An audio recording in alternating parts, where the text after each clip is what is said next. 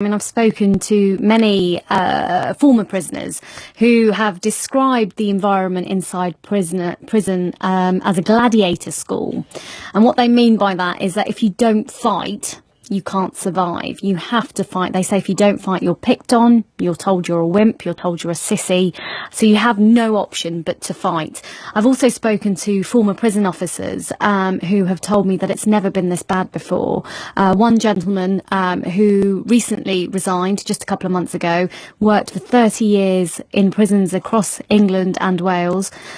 He says that he's never seen it this bad before. He said that he was terrified to go into work because the environment was so violent. Gosh. It affected his mental health, he says. Now, the climate of fear inside made one former prisoner, he says, even more violent and angry. Suddenly you just become this monster that has come out of nowhere because you've had to. You know, if you don't, you just get intimidated, terrorised, and every day you walk out, you have to put this body armour on, you know, literally, and it can be quite scary, but you learn to hide away from them emotions, you know, and then suddenly, over years of doing that, you lose yourself completely. Seema, there have been some financial cuts, haven't there, to the prison system. What kind of pressure is it under? Absolutely. I mean, the Justice Secretary, Chris Grayling, who I interviewed at length, said that budget cuts had played a part in what was going on in the penal system at the moment. He said there are pressures. He acknowledged that there is violence. He acknowledged that there is self-harm. And he also acknowledged that there are staff shortages. Staff has been cut by around 30%. So there are fewer prison officers than there were 3-4 years ago. He said that there is no crisis, though, but he admitted that the system was under pressure. And as I said, he acknowledged that staff shortages, violence and suicide are serious problems. We are looking to make sure that we can continue to deliver a safe and appropriate prison regime in a world where budgets are much lower than they were in the past. We've actually got a prison estate where violence today is at a lower level than it was 5 years ago. We've got challenges from an increased population that was not expected in the last 12 months. We're meeting those challenges, we're recruiting more staff, but I'm absolutely clear there is not a crisis in our prisons. There are pressures which we're facing, but there is not a crisis. UK Justice Minister Chris Grayling there, and our thanks to Seema Katecha, British Affairs reporter here for the BBC.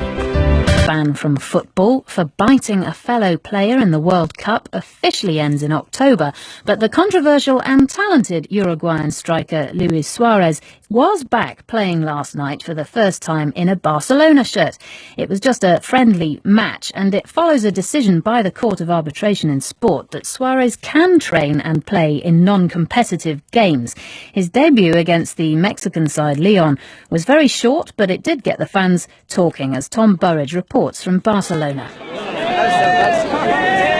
The Spanish football season hasn't even begun, but Barcelona fans are streaming towards the Camp Nou, or Nou Camp. And in a stall alongside me, the maroon and blue striped home shirts are on sale. The yellow names, Neymar, Iniesta on the back, and now Suarez, after the Court of Arbitration in Sport upheld his biting incident in the World Cup. They did decide last week that he can train and play in friendlies.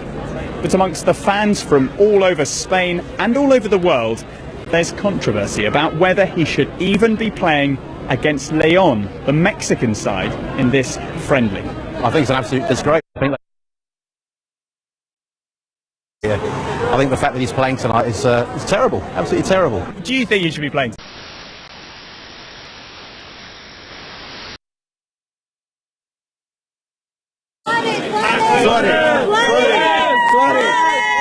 And we met Jose Perdomo and his 11-year-old daughter, Victoria. Luis Suarez with the hair. With his heart. But normal players don't bite other players. Now in Barcelona, he changed. I think he's a great player because he's from our country and he's a hero. Yeah. Earlier, at a conference for Barcelona's supporters clubs, the president of FC Barcelona, Josep Maria Bartomeu, told me Suarez would get the same support as any other player, so he can play and behave well on the pitch. he admits his mistake, and when somebody admits his mistake, he knows that he's going to change his behavior. Luis Suarez is a great player. He's an incredible player that we have to readmit in the football family, because we are a football family and Luis Suarez belongs to the family, and I'm sure and we are sure that Luis will change the way he acts. The final word has to go to two men who travelled a very long way to be at Luis Suarez's first game in a Barca shirt. The one thing I'll say, the key word is rehabilitation. That's what he's going to get, and I hope he gets it for the benefit of football as a whole. Coyote Adeleke and Leslie Ogomieno have come all the way from Lagos, Nigeria, to be here in Barcelona. Punishment should not be extreme, and for the love of the sport, for the consistency, for everybody to enjoy the game, yeah, we need to forgive these players and make sure that, you know, the fans get what they're looking for, and it's to watch Luis